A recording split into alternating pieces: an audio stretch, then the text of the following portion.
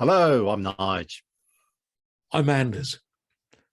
We've been filming and we've had beer. We have, Yeah. and we've just been filming home brews. We've done quite a few. We've done three.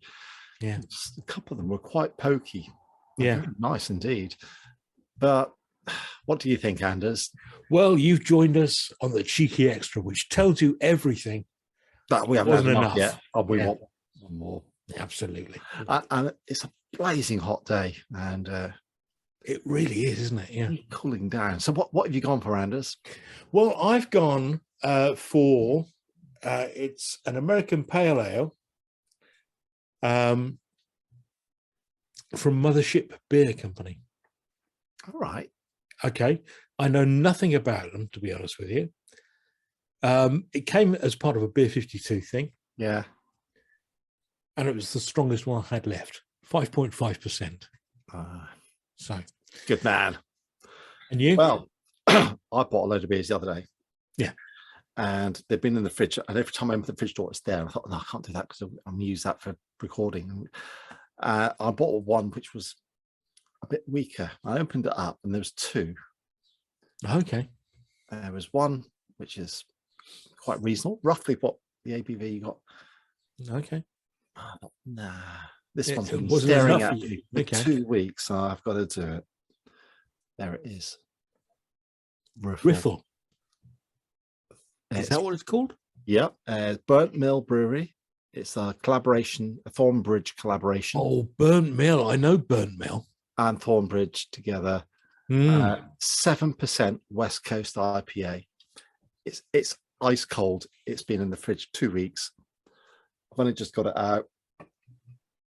It's blazing hot. This is what's required. It is. It is absolutely right.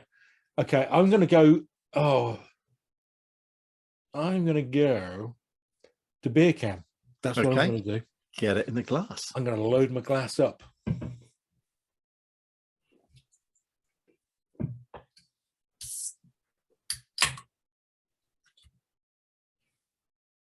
Did you say that was an IPA?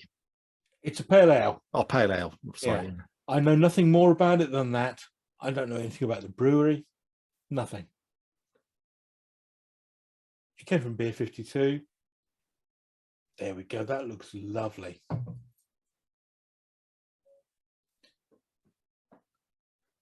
Super. I'll fire up my beer can. Oh, yeah, go on.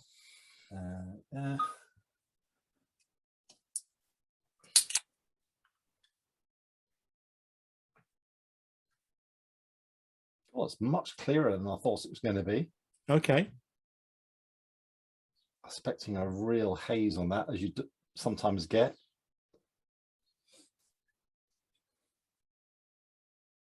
Oh.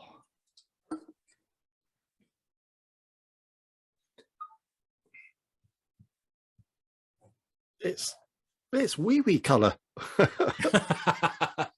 Well, in fairness, all beer is wee color. It just depends how much you've drunk of it. Really. That is true, but that is, yeah, that's yellow. I'd say mine's the same. It looks like somebody who's had too much to drink before. That's got a fruity aroma. Not so much citrus. It's more your fleshy fruits. Fleshy. I'm getting. You can tell we've had a few beers. You can, yeah. Pineapple. Just pineapple. Yeah. Come on, in we go. Cheers. Chin chin.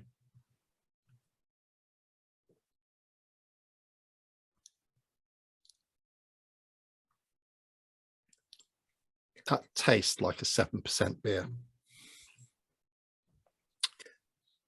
Do you know what mine tastes? Perhaps I'm being. It comes in at 5.5, and I would say it tastes about 5.5. That's lovely. Really nice. It's light, but has a nice mouthfeel to it. It does have it has pineapple. Pineapple is very prevalent there. Wow. You? This is you can taste the alcohol. I think personally, I think the sweet spot for an IPA, for an American IPA, is 6.5%. Okay. I keep saying, I think by the time you get to 7, you're starting to get that sickly sweetness starting to come in. Yeah. Yeah, 6.5 is your optimum. Okay. Yeah. Okay.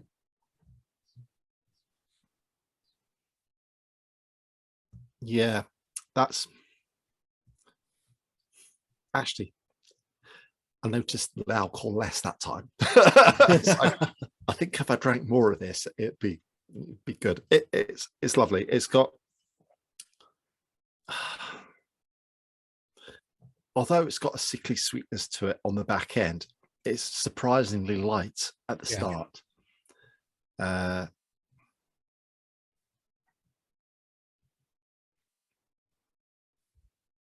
Yeah, it's just an American IPA.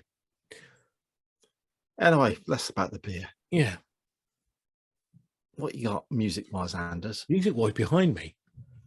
Oh, You know, a genuine, I think, Little Angels. overlooked band.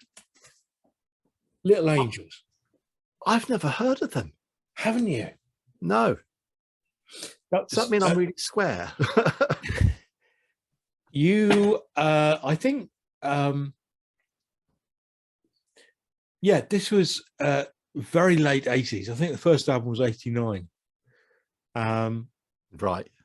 And they came through, they did 3 albums, and I think each one of them is an absolute blinder. What sort of style were they? What rock? Okay. Kind of into the kind of the metal-ish, but metal kind of does them. So was that an album or a single? Or that was a single. It's a single called Do You Want to Riot? Do beg your pardon. I'm at a loss. I've no idea what they sound like. I'm gonna have to play some. You are gonna have to play some. Honestly, really do. I saw them. In fact, stop.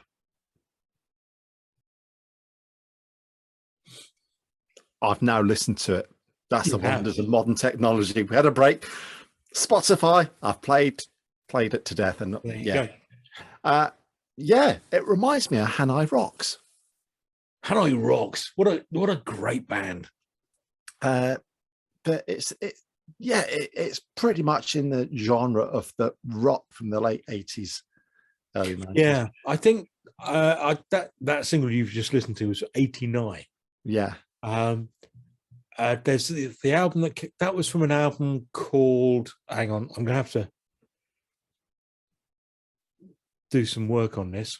Don't Pray for Me. Right. That was 89.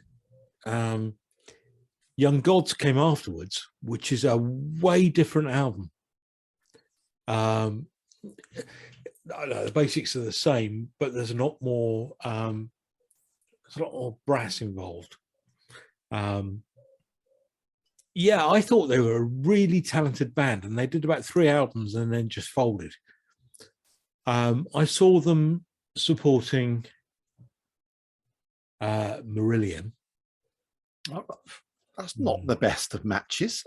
No, but they both worked. Yeah. And then I think I saw Little Angels headlining it.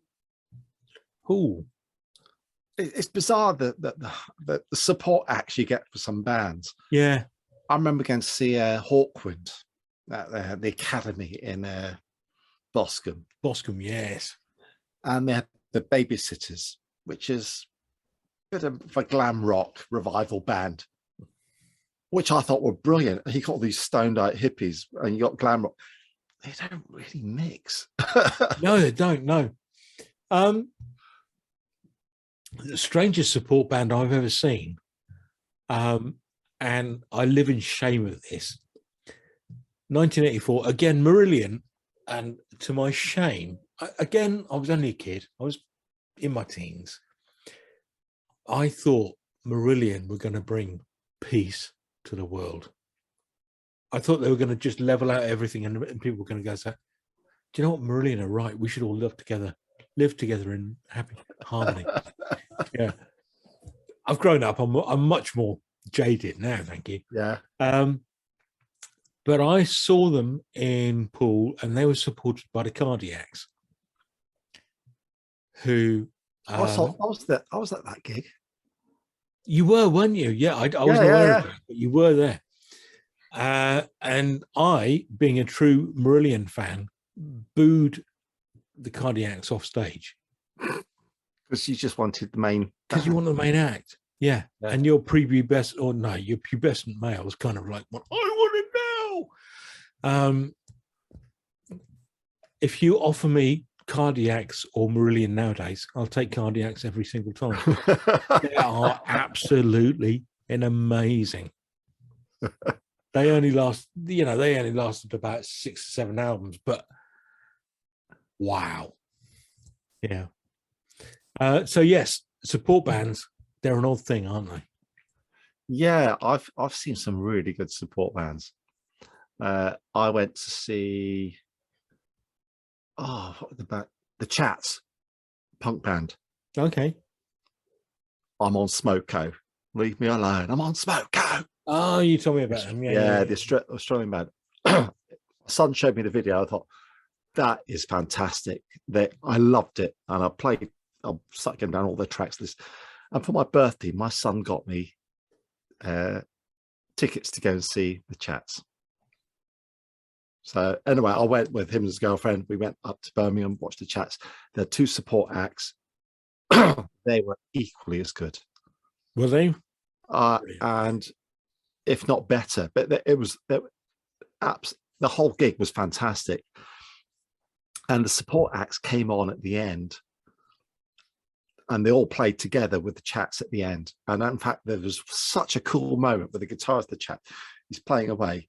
Someone else takes his guitar while he's playing, and yeah, that's cool. Brilliant. As far as, again, support acts, it was a different kind of thing. When I saw Marillion in, I would suggest 85, Hammersmith Odeon as it was then.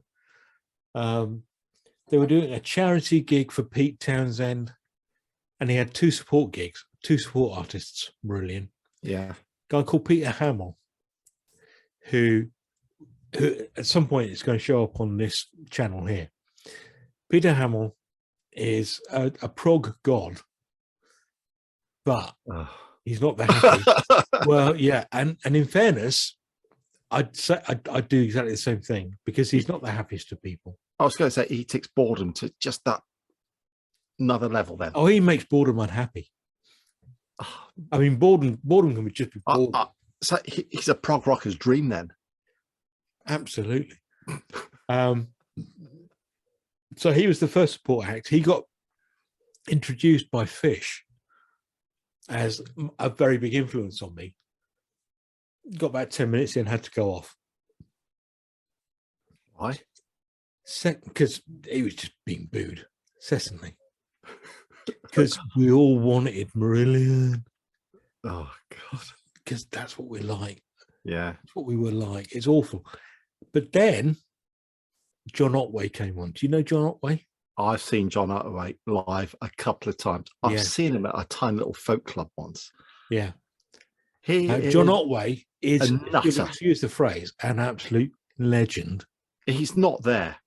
No, he's not. No. He's not the full picnic basket, and that's what makes him such a good performer. Yeah. When I saw him, he performed his song Headbutts whilst headbutting the microphone and produced blood on his forehead. Yeah. He gives it all. Was it Body Talk? Or the song he did? Body Talk. He converged. He became, back in the 90s, perhaps early 2000s, managed to get himself a huge hit single with Bunsen Burner. Yeah. But I saw him in the 80s. There was a little folk club. I remember going to the folk club, and I was sat about that far away from him. Really was that close. And there he was there. There's just this utter superstar that no one knew about. He's amazing. He is absolutely amazing. He, And he doesn't care who he's performing to, whether it's a stadium yeah, or two people in a pub. You get the same performance. you get the same thing. Absolutely. And Do the you know what? As soon as we commitment. finish this, I'm going to Google him and Yeah, watch, yeah, because the guy's a legend. He really is. yeah. Anyway, I think we've said enough. I think so. I'm going to be quite broken by the end of this. It's probably best if we go now. I think so, yeah. Look, thanks for watching. I'm Yes. not going to do the whole like, comment, subscribe. You've just done it. Well, do anyway then. Yeah. Right. Goodbye. Bye.